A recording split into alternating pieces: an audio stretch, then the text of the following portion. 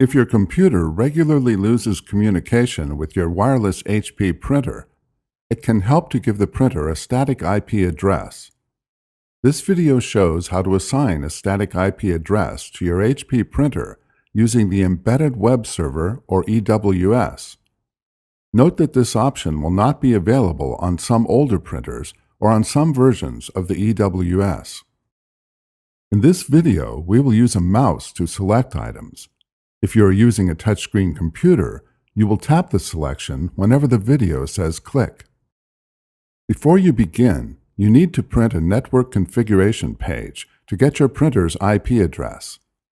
Printing a network configuration page varies by printer, so we will not provide those instructions here. Type the IP address into the browser's address bar and then press Enter on your keyboard.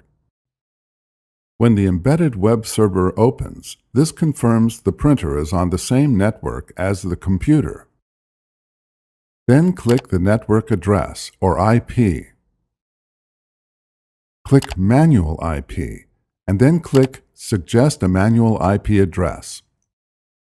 After the manual IP address populates, click Manual DNS Server. Using the network configuration page you printed, locate the DNS server addresses for your printer.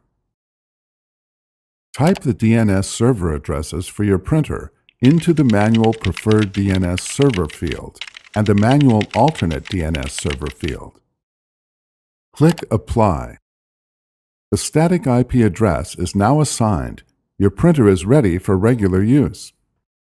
Before heading ahead into the video, in case you are facing any issue with your HP printer device, get in touch with our HP printer expert. Thanks for watching, and don't forget to smash that like button and hit the subscribe button so that you don't miss any of our videos, and in the case face any problem, get in touch with the experts.